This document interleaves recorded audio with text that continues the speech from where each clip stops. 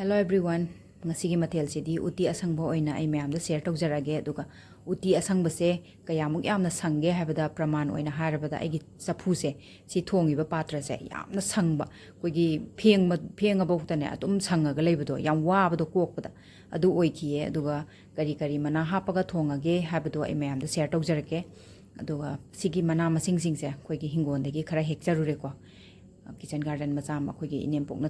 thai ba ko khoi mana thai ye ado adudagi hekcharak pane ado pangkhokla sidi compulsory yam important oiba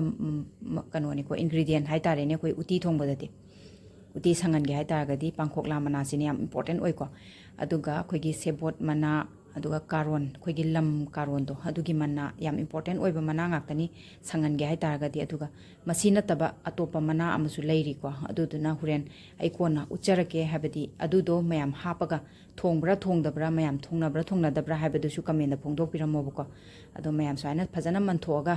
chamnabagi damakta ready leijare pangkhokla mana maroina kopi aduga ngasagi khongdrum kanodo sebot mana ne karon mana ne aduga si mayam je phajana chamthoga huren thongnaba I ready torkadoini ko ndo mayam video se loiba phau yengminase adudi thong baujarage ko ahan bada cooker da khoigi hawai mangan ne cheng ne asi hapsan birani aduga si je hana phajana kambirane ko ado comment da dum hangbire e kayara kam goda banu haibado ado cooker gi makha pole ko cooker se khoi na kitang chaw boi bagi cooker ahum khatang kamjare aduga ngaktang ingdhale ko haibadi huren hapsalaga londoine ba ado marina kopi je phajana samthoksare aduga simasu phajana soiraga huren haptoini sebot mana karon mana sigaisu phajana samthoksare atum yam maru oiba pot ngaktani ko sangan ge hai taragadi sigaise phajana samthokpire aduga huren soidoine sisu aduga semba kanda kamai semge habado mayam yengmina seba sebot mana hapagi matangse sebot mana se kamai hapkadagi habdu su ai mayam da share tawjarake ba pangkhokla mana sisu phajana samthoksare ko aduga pangkhokla se ahan bada ising kari kara kaim haptringe da chapu sida sumaina thaga daune hai khoi mana haibado ko sumaina makha sida la khoin heiba la do pangkhokla mana jingje si hana makha do loi thau hai ko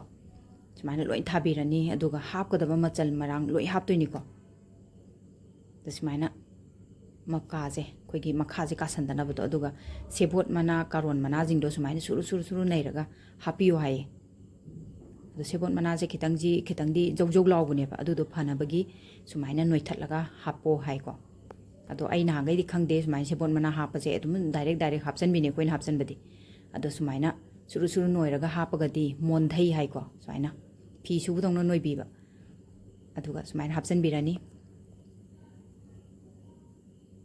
to sumaina noithatlaga hapagadi munbazu thuredana aduga si hapsan birani sumaina semaga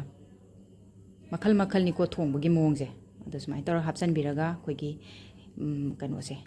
aina ngasai mana ama haibdo sise kabrang mana ne bako khoi kabrang chak haibdo khoigi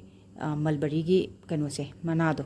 adui mana do ne sisu huren phajana hap toine hoje usikti hap khiroi ko phajana changtho thangbre aduga khoina hawai muksori se kitang hapi wai aduga acha thau kitang hape aduga ngasai gi khoina cooker da kam gi ba cheng ne hawai ne adu haijalaga pulap lole ko sumaina aina haijan badudi hapjagidre ko skip tawjagre aina kitang samjallage na tawjare sumaina hajiki pangkhokla mana thare du mayam du da ngasai phutliba khoigi hawai mangan ga kaino gado adu lolba matungda muli e hai kan du ngasai gi mana kabrang mana se si hap phajan lol hai kabrang mana du di kona khoigi cheng kai mayam hap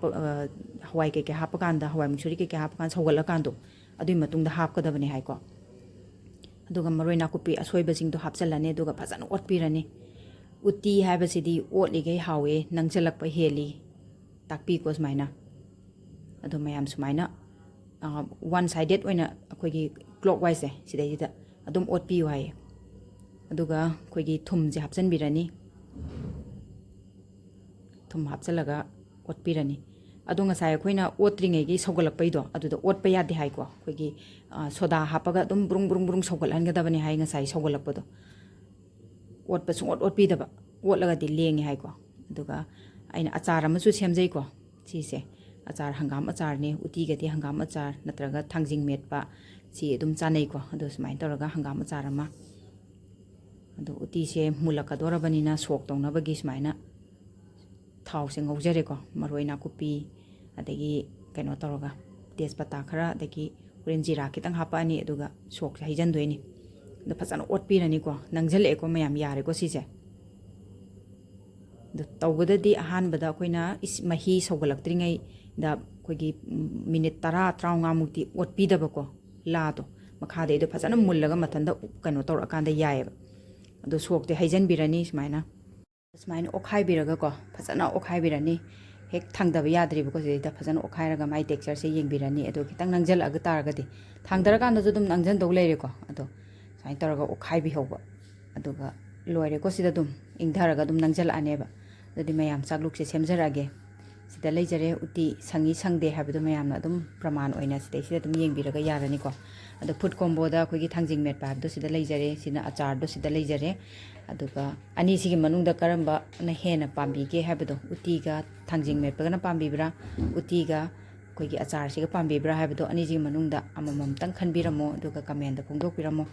ꯑꯗꯣ ꯃꯌꯥꯝ ꯅꯧꯅ ꯊꯦꯡꯅꯕꯤꯕ ꯌꯥꯎꯕꯤꯔꯒꯗꯤ ꯑꯩꯒꯤ ꯆꯦꯅꯦꯜꯁꯦ subscribe ꯇꯧꯁꯟꯕꯤꯔꯝꯃꯣ ꯑꯗꯨꯒ support ꯇꯧꯕꯤꯕ ꯑꯣꯏꯅ like ꯑꯃꯃꯝꯇꯪꯒ ꯅꯝꯕꯤꯔꯝꯃꯣ ꯎꯇꯤ ꯄꯥꯝꯕꯤꯕ ꯌꯥꯎꯕꯤꯔꯒꯗꯤ ꯎꯇꯤꯒꯤꯗꯃꯛꯇ like ꯑꯃꯃꯝꯇꯪꯗꯤ ꯅꯝꯕꯤꯔꯝꯃो like ꯑꯃꯃꯝꯇꯪ ꯅꯝꯕꯤꯔꯝꯕꯗꯨꯅ ꯑꯩꯉꯣꯟꯗ ꯁꯞꯄꯣꯔꯠ ꯌꯥꯝꯅ ꯑꯣꯏꯌꯦꯕꯀꯣ ꯑꯗꯣ ꯃꯊꯪꯗ ꯑꯅꯧꯕ ꯐꯨꯗ ꯀꯣꯝꯕꯣ ꯄ꯭ꯂꯦꯠ ꯑꯃ ꯄꯨꯖꯔꯛꯀꯦ ꯃꯊꯪꯗ ꯀꯔꯤ ꯊꯣꯡꯖꯔꯛꯎꯒꯦ ꯍꯥꯏꯕꯗꯨꯁꯨ ꯃꯌꯥꯝꯅ ꯐꯣꯡꯗꯣꯛꯄꯤꯔꯝꯃꯣ ꯉꯁꯤꯒꯤꯗꯤ ꯃꯇꯥꯡꯁꯤꯗ ꯕꯥꯏ ꯕꯥꯏ